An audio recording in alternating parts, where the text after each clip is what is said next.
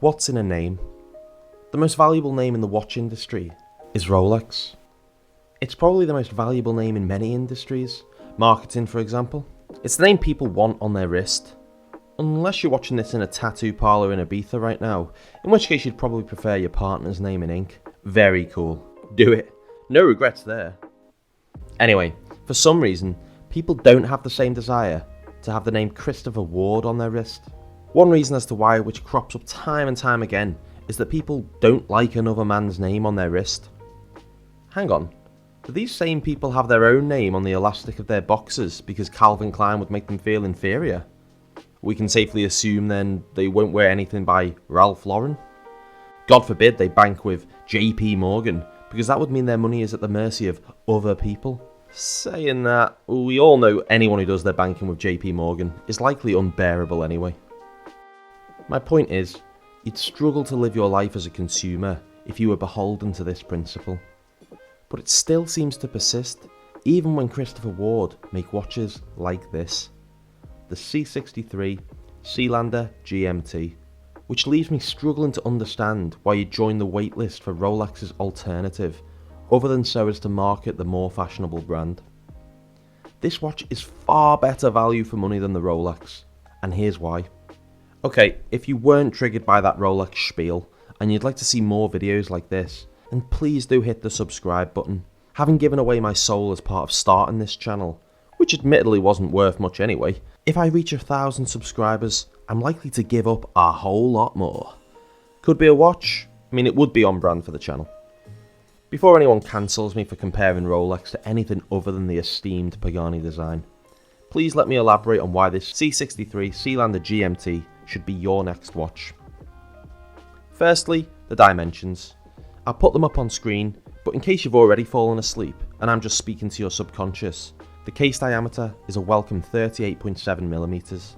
That's perfect for my just over 6-inch wrists, but will work even on those with bigger wrists because the effective lug to lug, thanks to the protruding end link, is bang on 50mm. If you opt to not get the bracelet, the lug to lug measurement is 45mm, which again makes it suitable for wrists of any size, unless it's over, say, 8 inches. And if yours is smaller than that, you're grand. Also, do you even lift, bro?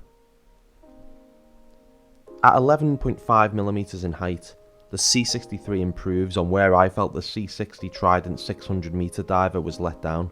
The two models I had always felt a little tall, and thanks to the lack of half links, I could never quite get the right fit. Luckily, both of those things have now been rectified. I'd also like to commend Christopher Ward for just sending me a half link once I emailed them to ask for one. No questions asked. That sort of thing builds brand loyalty. Now this watch sits absolutely perfectly, and the on-the-fly adjustment offered by the excellent clasp means that if things get hot and sticky, you can open it up to let the air in.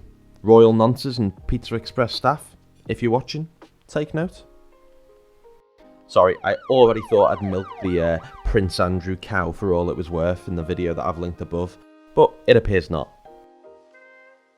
The inky black dial is blacker than the hearts of the Home Office Border Force officers, but looks like it has more depth than them thanks to the beautifully faceted hands and the applied indices, which means the light dances around the dial in the sun and will inevitably lead onlookers to think you're wearing something far more expensive than you are. At £900 or $1,070 on the stainless steel bracelet, there is nothing that competes for this price in terms of the finishing. Nothing. Zilch. Nada. Take a look at the chamfered edges along the edge of the case. It gives Omega a run for its money. And what I really like is the chamfered edge along the 24-hour bezel, which they could have done without, but it just shows an attention to detail you don't normally get at this price. Looking at the back of the watch, and the Sellita SW330-2 power in it boasts a 56-hour power reserve, a high-frequency beat rate of 28,800 vibrations per hour, and, as you can see from my time grapher application, which admittedly isn't an exact science, it's coming in at a superlative plus 1 second or so a day. And although this isn't exactly Côte de Genève levels of finishing, it features a nicely patterned signed rotor, and you can at least see the automatic movement, something which, at this price point, might still be somewhat of a novelty. And burnt orange isn't just what the popular kids called me at holiday camps. It's also how you distinguish the Arrowhead GMT hand from the abyss of that dial. This can be operated independently, like so.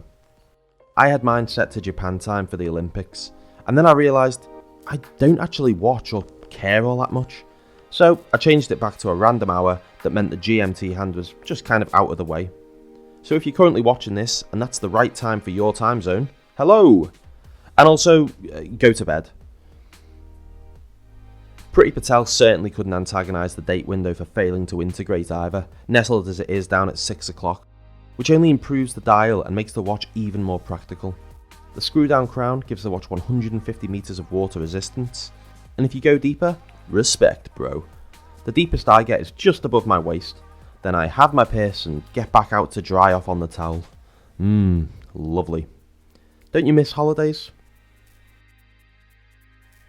If you think this is an ad for Christopher Ward, first of all, I'm flattered you'd think a brand making a product this good would want to work with me, a person whose last video, about a watch, bear in mind, included about 17 jokes about a soon-to-be sex offender. And second, I do have some things that I need to get off my chest. I didn't kiss a girl until I was 24. I do have some stuff about the watch I wanted to say as well. Yeah. Okay, the lume. So the exploring watch this bears some resemblance to was designed for exploring caves and the like. And the watch was a tool for cave-dwelling lunatics to be able to tell the time while stuck in the dark.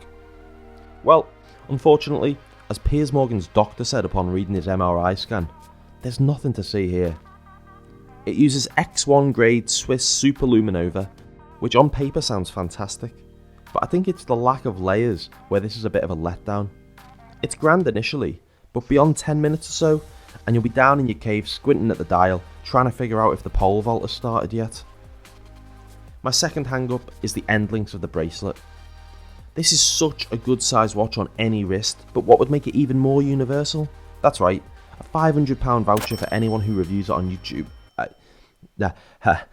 Inverted mid links on the end links, making the watch drape and just sit more flush to the wearer's wrist. That mightn't be possible if you keep the quick release spring bars, which make strap changes easier than getting a coronavirus variant past Priti Patel's Stasi Home Office border force. So if you like strap changes and a constantly mutating virus, huzzah! First Prince Andrew and now Priti Patel. Who should I take down next? Let me know in the comments. So should you buy this or join the queue for the Rolex, to which it bears some striking similarities? If you instinctively want to join that queue, whatever I say about this Christopher Ward won't change your mind. But if you're in any doubt whatsoever, then don't risk dropping that extra £5,900 and just buy this. So what's in a name? That which we call a rose by any other name would smell as sweet. I say this all the time, mainly to the utter bemusement of supermarket checkout staff, but if you liked this video and want to see more, please do like and subscribe. Let me know what you think is the best buy between this and the Rolex in the comments. I'm sure a fair and balanced discussion awaits. Thanks for watching, I'll see you next time.